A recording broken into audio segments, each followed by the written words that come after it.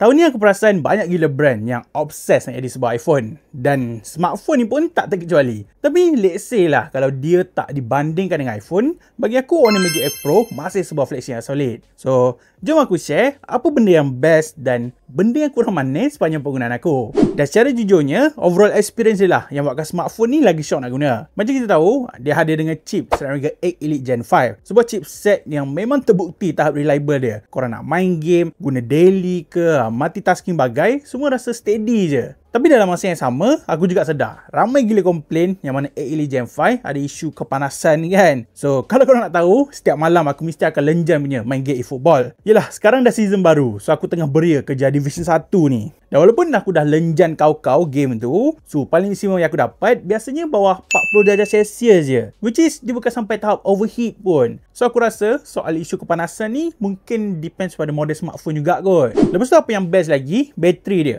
Dengan kapasiti 7109 aku serius tak pernah risau langsung pasal saja. Aku boleh guna all day tanpa rasa stres tau. Sebab ada satu hari tu, aku cas penuh pada pukul 8 pagi. And then time balik kerja pukul 8, pukul 9 macam tu, bateri dia masih berbaki lebih kurang separuh. Bayangkan, memang tahan gila bateri phone ni. Dia siap ada baki yang cukup tau kalau katakan aku nak sambung pakai waktu malam. Dan selain dari tu, aku juga puas hati dengan quad curve OLED yang Honor guna kali ni. Kalau tengok betul-betul, panel quad curve dia sangat minimal. Boleh kata korang tak perasan atau even nak pasang tempered glass pun boleh je. Dan overall dari segi pengalaman, memang best. Screen dia tetap awesome dan cantik je untuk kelas flagship. Cuma itulah, bab kamera aku ada rasa 50-50. Of course, pasal prestasi gambar, aku tak ada komen. Hasil dia top tier, sedap mata memandang. Dan dengan keberadaan film simulation pada foto mode biasa, lagilah menambahkan rasa puas bila nak guna kan. Setiap gambar yang aku snap, auto nampak estetik. Aku cukup suka. Tapi yelah, soal video pula, aku rasa Honor kena improve lagi. Dia still ada isu masa kita nak rakam sambil ubah focal length. Maksudnya bila kita rakam, kita gerakkan zoom apa semua kan. Dekat sini, korang boleh notice dia macam ada zoom lag atau stuttering sikit.